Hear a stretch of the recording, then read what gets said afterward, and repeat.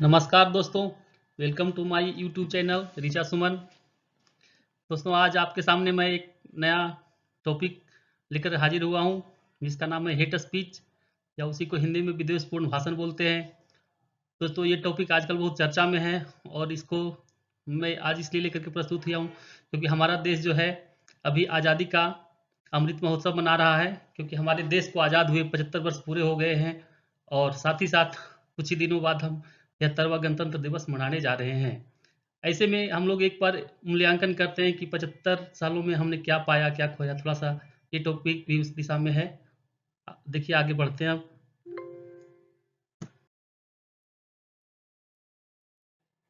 हाँ फ्रेंड्स, हम जो टॉपिक लेकर के आगे बढ़ने जा रहे हैं, जिसका नाम हेट स्पीच है, तो उसमें से देखिए यहाँ पर 2 पिक्चर दिखाया गया है, जिसमें से एक तो ओवैसी साहब का है, जो अपने भाषणों के कारण जो है या तो भड़काऊ कह लीजिए या हेट स्पीच जो भी कहिए, उसके लिए भी जो वो भी फेमस है।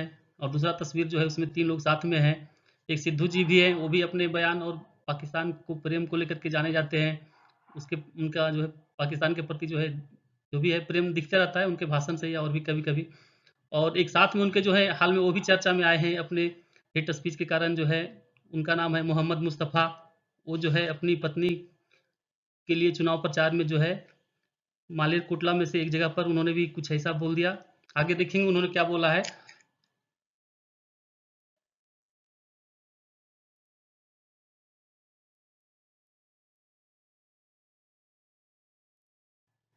दोस्तों, उसी क्रम में आगे बढ़ते हैं। अब आगे आइए, देखिए यहाँ पर 2 तस्वीर को और दिखाया हूँ मैं, जो कि आज के हमारे टॉपिक में चर्चा का विषय है। बाईं तरफ जो तस्वीर है उसमें से कालीचरण महाराज जी को दिखाया गया है। इन्होंने जो है रायपुर में और पुणे में कुछ भाषण दिया था, उसको लेकर के काफ़ी विवाद हुआ था।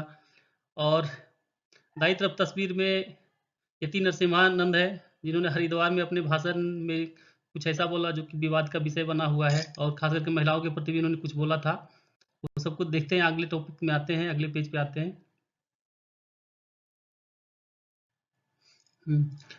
तो आगे बढ़ते हैं दोस्तों। ऊपर मैंने 4 फिगर दिखाया था। आज का हमारा जो टॉपिक है उन्हीं चारों के आसपास घूमेगा। तो देखते हैं वो चारों जो है व्यक्ति हाल में क्यों चर्चा में आए हैं, उनको लेकर के आते हैं। तो पहला हम लोग शुरू करने जा रहे हैं यति नरसिम्हानंद जी से। उन्होंने जो है 17 से 19 दिसंबर के बीच हरिद्वार में एक धर्म संसद हुआ था। उसमें उन्होंने मुस्लिमों को लेकर के कुछ कमेंट किया था, और उसमें एक ये भी लाइन था कि cleansing of Muslims like Rohingya what happened in Myanmar, मतलब म्यांमार में जैसे रोहिंग्या के साथ हुआ, इस ढंग से कुछ उन्होंने विवादास्पद बयान दिया। इसके साथ ही साथ उन्होंने जो है यहाँ पर महिलाओं को लेकर के भी कुछ डेरोगेटरी रिमार्क्स, मतलब कुछ महिलाओं को जो है उनके लिए बुरा शब्द या बुरा वचन जो को भी यूज किया, जो उनको थोड़ा नीचा दिखाने का जो भी उनका वचन रहा होगा, उसको लेकर के विवाद में आए हुए थे। फिर उनके अरेस्ट को लेकर के भी विवाद हुआ था कुछ, वो है। और दूसरा कालीचरण जी महाराज हैं। कालीचरण जी के महाराज के बारे में जैसा मैंने बोला था पीछे, इन्होंने जो है या रायपुर में भाषण में कहा था, the target of Islam is to capture the nation through politics. इसके साथ ही साथ उन्होंने जो है नाथूराम गोडसे जी को भी प्रेज किया, उनकी प्रशंसा की, और उन्होंने कहा कि उन्होंने ठीक ही जो है गांधी जी को मारा था। हालांकि देखेंगे मतलब आगे भी हम लोग कि उन्होंने क्या कहा। हालांकि थोड़ा सा रिस्पेक्ट तो होना चाहिए। राष्ट्रपिता हमारे महात्मा गांधी जो है बापू, दुनिया भर में इज्जत कमाए हैं, देश में भी इज्जत है। तो इनसे महात्मा गांधी के चाहने वाले और पूरे देशवासियों को कहीं ना कहीं तो ठेस लगा है। वो भी आगे देखेंगे सही क्या है गलत क्या है, इसके लिए क्या कानूनी प्रावधान है, देखेंगे आगे। इसके कारण से वो भी हेट स्पीच के कारण विवाद में आए हुए थे। उसके बाद देखिए, और उन सब के बाद जो है 2 या 3 दिन पहले की बात है, उसमें देखिए मोहम्मद मुस्तफ़ा जी जो है, ये जो है रिटायर्ड डीजीपी रहे हैं। और इन्होंने मालेरकोटला एक जगह है, वहाँ एक असेंबली कंस्टिट्यूएंसी है पंजाब में, वहाँ पर अपनी पत्नी के लिए चुनाव प्रचार करते समय जो है एक लाइन बोल दिया, घर में घुसकर मारूंगा, इस ढंग का उन्होंने बोला। तो ये भी विवाद में आए हुए हैं। हालांकि कुछ लोग कह रहे हैं कि इन्होंने हिंदुओं के लिए ये लाइन यूज किया था कि घर में घुसकर मारूंगा, जबकि उनका कहना था कि नहीं, मैंने फितने शब्द का इस्तेमाल किया है जिसका कुछ और मीनिंग है। और इसके साथ ही उन्होंने एक लाइन और भी बोला था कि I am not agent of RSS. इस ढंग से उन्होंने भी अपना जो है हेट स्पीच दिया है, जिसके कारण से काफ़ी चर्चा में आए हुए हैं। हालांकि इन तीनों व्यक्ति का जिनका मैंने नाम लिया है उन पे एफआईआर भी दर्ज हो चुका है। हालांकि हम यहाँ पर जो है मीडिया ट्रायल नहीं कर सकते क्या सही है क्या गलत है, क्योंकि कभी कभी जो वीडियो में दिखता है वो भी वो सही नहीं भी होता है। इसलिए लेकिन लेकिन न्यूज़पेपर में चर्चा में आए हुए इनके भाषण को लेकर के हम आगे और स्लाइड में जो है समझने का प्रयास करेंगे। क्या इन्होंने जो कहा ठीक था नहीं था वो भी देखेंगे, थोड़ा सा क्या होना चाहिए देश के हित के लिए। उसके बाद जो है हेट स्पीच क्या होता है, इसको रोकने के लिए क्या कानूनी प्रावधान है, वो सब भी देखेंगे आगे। और ये जो मेनली जो आज का हमारा जो ये जो टॉपिक है इसको मैंने इस ढंग से डिजाइन किया है कि जो तैयारी कर रहे हैं उनको भी बात ये समझ में आए, मतलब जो कंपटीशन का एग्जाम दे रहे हैं उनको भी थोड़ा सा इसमें कंसेप्ट क्लियर हो, और एक आम आदमी जो है उसको भी समझाने का प्रयास किया गया है कि वो भी इस टॉपिक को अच्छी तरह से समझ सके। और कहीं पर भी अगर चर्चा होता है, कहीं पर कोई फोरम पे या आपस में ही 10 व्यक्ति में चर्चा होता है तो उन्हें भी इतना नॉलेज आ जाए कि वो इस चर्चा को अच्छी तरह से समझ सके और उसमें पार्टिसिपेट कर सके। हाँ, तो आइए दोस्तों, अब हम लोग जो है हेट स्पीच को समझने का प्रयास करते हैं, क्या हाँ क्या है नहीं है। लोग हेट स्पीच बार बार यूज करते रहते हैं आजकल डेली लाइफ में। सिद्धू जी ने दिया या फिर जो है इन्होंने दिया, यतीना सिम्हानंद जी ने दिया, जो भी दिया उसको आकर के लेकर के देखते हैं हम लोग। तो सबसे पहला दोस्तों हेट स्पीच जो है, हेट स्पीच जो है कहीं भी इंडियन कॉन्स्टिट्यूशन में या कहीं भी कोई इंस्टीट्यूट यानी कोई भी कानून में पहले ये डिफाइंड नहीं है। फिर भी जो चीज़ें जो हेट स्पीच में शामिल होती है उसको एक जैसे समराइज किया गया है, उसको मैं बोलता हूँ इसके अंतर्गत क्या क्या शामिल होता है जो कि हेट स्पीच माना जाएगा। कोई व्यक्ति ऐसा शब्द यूज करता है या ऐसा बाकी कोई बोलता है या ऐसा भाषण देता है, उसको देखते हैं करके इसमें क्या क्या होते हैं। कोई स्पीच या कोई लेखन या कोई कार्य या कोई साइन या कोई रिप्रेजेंटेशन, मतलब कि कोई ऐसा भाषण दे या कोई ऐसा लेखन हम लिखे या लेख लिखे हैं, या कोई मेरा कृत्य ऐसा है या कोई ऐसा हम चिन्ह का प्रयोग करते हैं या कोई इस ढंग से हम कोई चीज प्रदर्शित करने का प्रयास करते हैं जो कि वायलेंस को प्रेरित करे, यानी हिंसा को प्रेरित करे समाज में, या फिर समाज में जो है विद्वेष का भावना यानी डिसहार्मोनी जो है एमंग कम्युनिटीज, मतलब दो समुदाय के बीच, दो ग्रुप के बीच, दो वर्ग के बीच यदि करता है, ऐसा पैदा करता है, मतलब तो वो जो है हेट स्पीच की परिभाषा में शामिल होगा। दूसरा, ये किस ढंग से किया जा सकता है, जैसे ऊपर तो इतनी चीजें शामिल होगी, भाषण हो सकता है, लेखन हो सकता है, कोई प्रदर्शन हो सकता है जिसको मैंने बोला। अब आगे 21 ढंग से हो सकता है। तो ऊपर वाले जो कृत्य जो हेट स्पीच में शामिल हैं मोटा मोटी, उसमें वो कैसे हो सकते हैं, वो रिटेन हो सकते हैं, मतलब लिखित रूप में हो सकते हैं, या बोल करके किया जा सकता है, या कोई चीज को सिंबल के द्वारा, साइन के द्वारा प्रदर्शित कर सकते हैं, या कोई विजुअल रिप्रेजेंटेशन के द्वारा भी ऐसा किया जा सकता है। और जिसमें कि इंटेंशन छिपा हुआ लोग का जो है कि उसमें समाज में जो है या तो हिंसा फैलाने का या विद्वेष फैलाने का जिनका मतलब इरादा उसमें शामिल हो, वो जो है हेट स्पीच में शामिल है। हाँ दोस्तों, आज ऊपर तो हम लोगों ने देखा कि हेट स्पीच क्या होता है, उसको किस ढंग से मतलब प्रोपगेट प्रसारित किया जा सकता है, वर्बल है, रिटन है, स्पोकन है, साइन के द्वारा है, जो भी है उसको देखा था हम लोगों ने। अब आते हैं हम लोग चर्चा करते हैं what are the provision to deal with hate speech, मतलब हमारे देश में जो है क्या क्या प्रावधान है जिसके तहत जो है हेट स्पीच को रोका जा सकता है या रोकने का प्रयास किया जा सकता है, या जिसके तहत जो है किसी पर पुलिस केस हो सकता है, उसको देखते हैं हम एक एक करके। तो सबसे पहला आता है जो हमारा सेक्शन 153 ऑफ आईपीसी। आईपीसी का मतलब यहाँ पर है इंडियन पिनल कोड है, हालांकि सीआरपीसी भी कहीं कहीं इसको रोकने में काम आता है, लेकिन मेनली जो है हमारा आईपीसी का प्रावधान यहाँ पे काम आता है, जिसको एक एक करके हम लोग यहाँ पर देखते हैं, कुछ उसमें से जो प्रमुख है। सेक्शन 153 सबसे महत्वपूर्ण है। इसके तहत जो है इसमें कहा गया है कि जो है किस कौन सा हेट स्पीच में आएगा उसको डिफाइन भी किया गया, उसमें पनिशमेंट का भी उसका जो है उसका प्रावधान किया गया है। इसका इसमें है कि कौन सा हेट स्पीच आएगा, हेट स्पीच डिफिनेशन नहीं दिया गया, लेकिन यहाँ पे कौन कौन सा इसमें माना जाएगा कि हेट स्पीच आते हैं और इसके तहत उस पर ट्रायल चलाएंगे, उसके तहत केस दर्ज किया गया। इसमें creation of disharmony on the basis of religion, race, place of birth, residence, language, ETC. ETC भी लास्ट में जोड़ दिया गया है, नहीं इतना ही नहीं कि जो तीन चार चीजें आई उसी के बेस पे आप पे माना जाएगा कि आप हेट स्पीच दिए हैं। कौन कौन सा, एक बार फिर से ध्यान से सुन लेते हैं। रिलीजन, धर्म के आधार पर।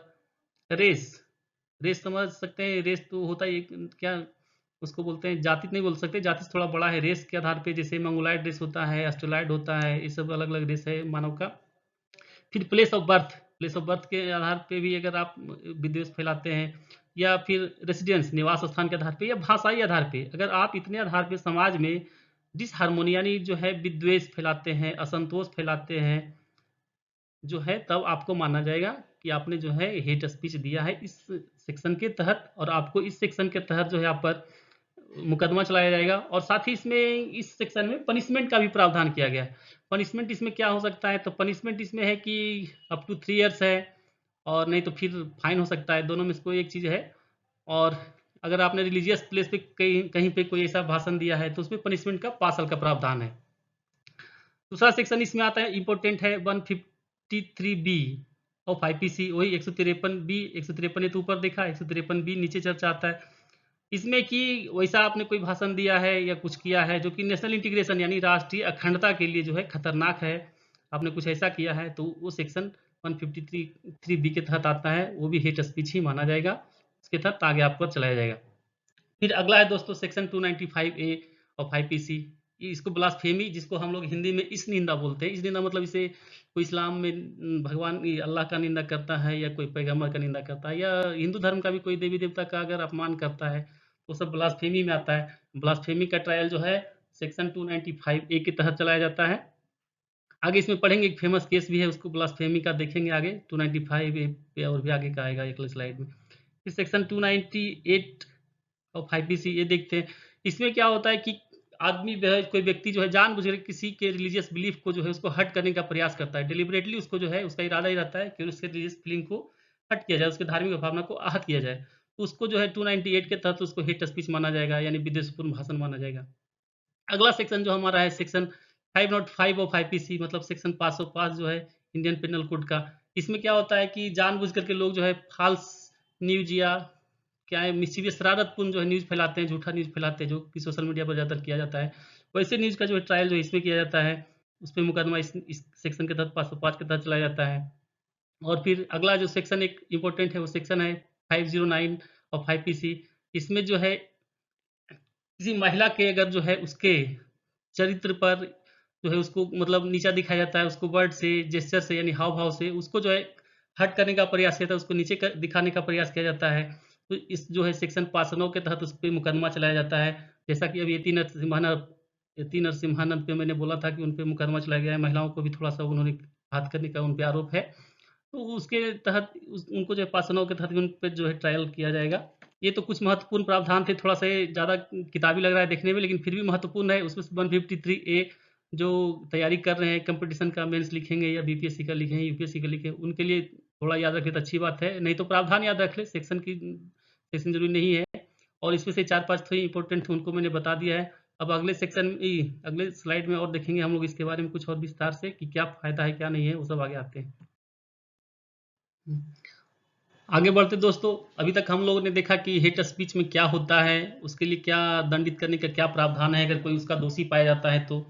अब हम लोग यहाँ पे आते हैं जो कि बहुत ही एक चर्चा का विषय बना रहता है। कोई लोग कहते हैं कि जब हमें हमारे कॉन्स्टिट्यूशन ने आर्टिकल 19(1)(a) यानी जो है अनुच्छेद 19(a) के तहत हमें वाक और अभिव्यक्ति की स्वतंत्रता प्रदान करती है, जिसको इंग्लिश में कहते हैं freedom of expression and speech. जब हमें मिला हुआ है कॉन्स्टिट्यूशन से तो हम कुछ भी बोलने के लिए स्वतंत्र हैं, तो फिर हमें क्यों जो है ये इसके तहत जो है कभी सेडिशन चार्ज लगाया जाता है किन्हीं लोगों पर, या किसी लोगों पर वो हेट स्पीच का चार्ज लगाया जाता है, तो एक विवाद का विषय रहा है हमेशा से ही, कॉन्स्टिट्यूशन के आरंभ होने से ही।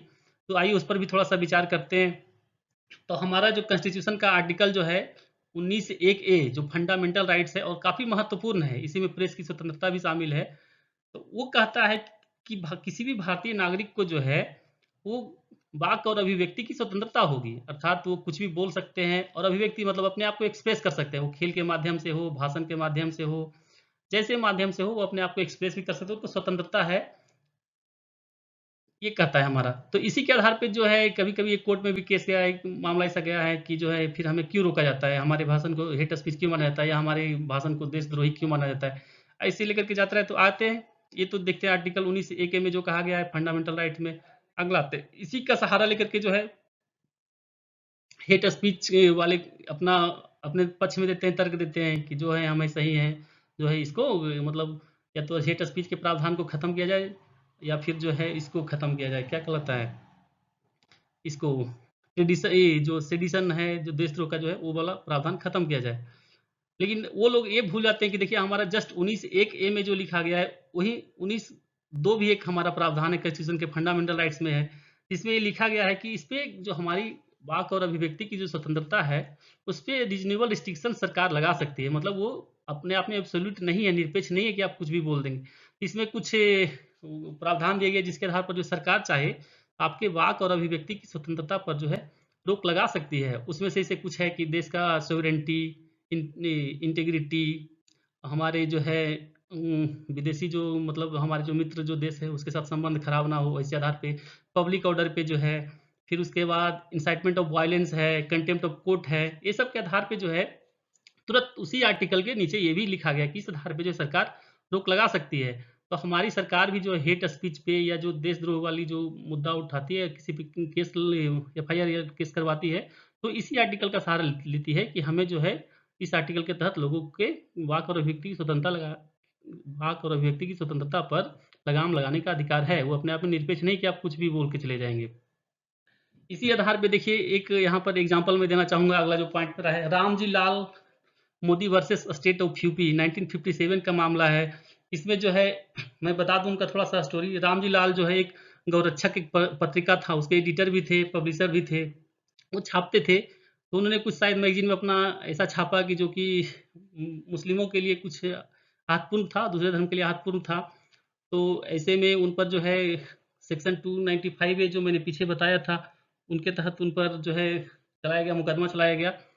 तो फिर उन्होंने तो अपने पक्ष में तर्क दिया कि नहीं, मेरे खिलाफ जो है 295 ए जो लगाया गया है उसी को ख़त्म कर लिया जाए। जो है वो जब हमें आर्टिकल 19 एक ए मिला है तो फिर ये सेक्शन 295 ए जो है उसका वायलेशन करता है, इसलिए हमें जो है मुक्त कर दिया जाए, हम दोष मुक्त हैं, मैंने किसी का कुछ नहीं किया है। और मुझे 295 ए जो ब्लास्फेमी, इस निंदा मैंने बताया था, किसी के भगवान को निंदा करना या बुरे तरीके से रिप्रेजेंट करना भगवान को, इसके तहत उन पर मुकदमा चला था। तो वो कहते नहीं, वो सेक्शन 295 को ए को ही खत्म कर दिया जाए और मुझे जो है मुक्त किया जाए, दोष मुक्त किया जाए, ऐसा था उनका कहना था। हालांकि कोर्ट उनकी बात से सहमत नहीं हुई और फिर उन्हें जो है दोषी मानकर करार दी और कही कि सेक्शन 295 ए जो है अभी वैलिड है, वैलिड रहेगा, क्योंकि इसमें जो है सरकार को आर्टिकल 19(2) के तहत, यानी उसको सरकार को जो है हमारे अनुच्छेद 19(2) के तहत आपके वाक और अभिव्यक्ति की स्वतंत्रता पर जो है प्रतिबंध लगाने का अधिकार है।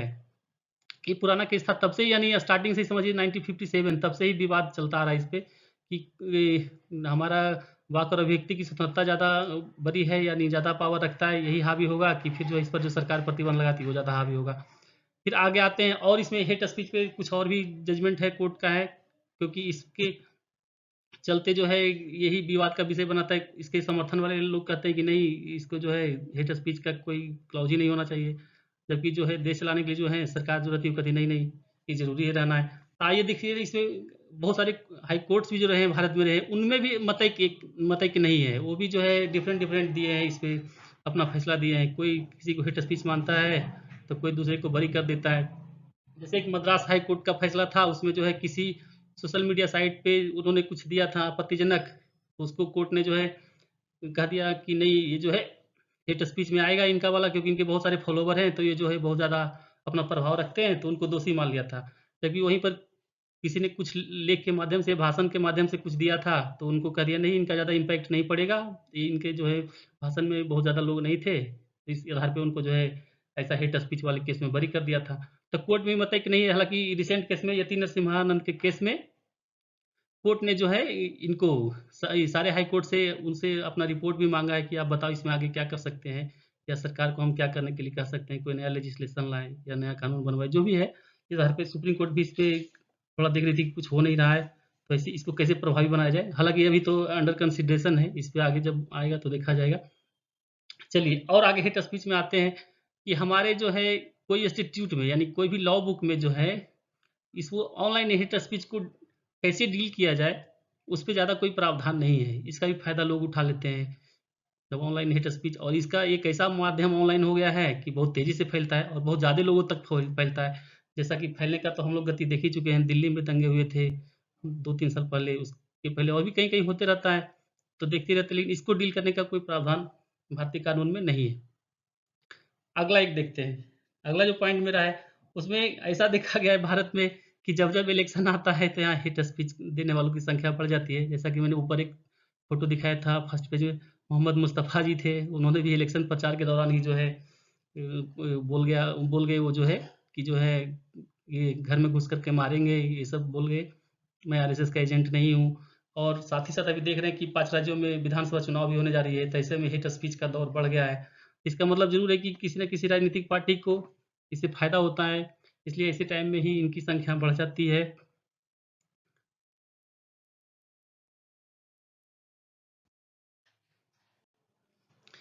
हाँ, दोस्तों ऊपर हम लोगों ने देखा था कि हेट स्पीच और इसमें जो है वाक और अभिव्यक्ति की स्वतंत्रता के बीच जो एक विवाद का मुद्दा रहा है, उसको हम लोगों ने देखा था। कैसे-कैसे क्या हो सकता है, कौन कहाँ तक बोल सकते हैं, किस पर प्रतिबंध लग सकता है। उसी के आधार पे जो है अभी तक जो भी प्रावधान थे उस पर से तो ये इफेक्टिवली डील नहीं हो रहा है। इसके लिए मैं बोला ही था कि जो है सुप्रीम कोर्ट जो है इस पे वो करने जा रही है, सारे हाई कोर्ट से रिपोर्ट मांगी है कि जो भी आपके पास इसके रिगार्डिंग इन्फॉर्मेशन है वो दीजिए, और आगे देखते हैं इस पर कैसा लेजिस्लेशन बनाया जाए कि इसको डील किया जाए। इसके साथ साथ दोस्तों जो है इसमें देश के लॉ कमीशन ने भी अपने 267वें रिपोर्ट में जो है जितना मैंने उधर आईपीसी में बताया था उसमें से 2 और धाराएं जोड़ने के लिए कही थी, यानी 2 सेक्शन और जोड़ा जाए ताकि इसको इफेक्टिवली डील किया जाए और इसको थोड़ा सा स्ट्रिंजेंट पनिशमेंट का प्रावधान किया जाए। इसको लेकर के लॉ कमीशन ने सेक्शन 153 सी यानी 153 सी और सेक्शन 505 ए जोड़ने के लिए इसमें जोड़ने की बात कही थी। 153 ए तो पढ़ ही चुके हैं, मेन वही हम लोग के यहाँ हेट स्पीच से डील करता है, कहीं भी होता है तो ऐसी ऐसा कभी भी आता है, मौका आता है तो। और 505 भी हम लोगों ने पढ़ रखा था। 505 में जो था इसमें बताया था मैंने कि जो है मिस्चीवियस न्यूज़ या फॉल्स न्यूज़ जो कहीं पर जो फैलाया जाता है उसको डील करने के लिए कैसे कंट्रोल किया जाए, तो उसमें 505 एक को भी जोड़ने के लिए कहा था। लॉ लॉ कमीशन ने कहा था। हालांकि अभी तक ऐसा हुआ नहीं है, माना नहीं गया और इस पर कोई आगे कार्रवाई नहीं हुई है। और दूसरा दोस्तों मैं यहाँ पर ये कहना चाहूँगा कि अगर कोई यंग मेरे इस सुन रहे यंग है, यूथ है, कोई अगर सुन रहे हैं इसको, तो भाई उनको एक बात यहाँ पे ये ध्यान देना पड़ेगा कि जो है हेट स्पीच देने से या सुनने से पेट नहीं भरता है। वो उन्हें उनका टाइम है कुछ अच्छा करने का, कुछ रोज़गार पाने का, जो है वो उसको करें। क्योंकि जो भी हेट स्पीच में मैंने फ़ोटो दिखाया या जहाँ कहीं भी आप सुनते होंगे उनका कुछ ना कुछ ज़रूर राजनीतिक फ़ायदा होता है या कुछ और फ़ायदा होता है, तब वो ऐसा करते हैं और वो अपना करियर जो है जहाँ बनाना था वो बना चुके होते हैं। इसलिए दोस्तों युवाओं के लिए मेरा सलाह होगा कि हम लोग इस बातों पे ज़्यादा ध्यान ना दें। हाँ, लेकिन जो लीगल प्रावधान मैंने बताया उसको याद रखें, कहीं पर भी डिबेट हो तो वहाँ पे चर्चा करें। लेकिन इनके फॉलोवर ना बने, जिनका जिनका फिगर मैंने दिखाया, फॉलोवर बने ना बने वो तो उनका अपना पर्सनल, लेकिन ऐसे में अपना टाइम ज़्यादा वेस्ट ना करें।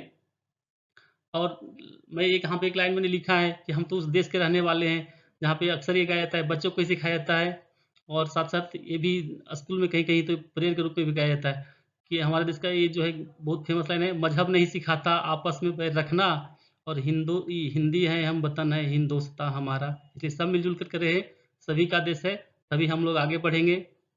और लास्ट में मैं यहाँ पर कहना चाहूँगा, अगर आपको मेरा वीडियो पसंद आया है तो मेरे चैनल का नाम है ऋचा सुमन, इसको प्लीज़ शेयर कीजिए, सब्सक्राइब कीजिए, लाइक कीजिए। इस चैनल पर और भी ऋचा मैम के द्वारा बहुत सारा वीडियो बना करके डाला गया है, पॉलिटिक्स से रिलेटेड या बायोलॉजी से रिलेटेड डाला गया है, जो कि आजकल अभी 9th 10th 11th 12th का साइंस पढ़ाया जाएगा उस पर कंटिन्यूसली, और इससे आशा करता हूँ कि बच्चे बहुत ज़्यादा लाभान्वित होंगे। तो please like, view and share my channel. Okay, thank you.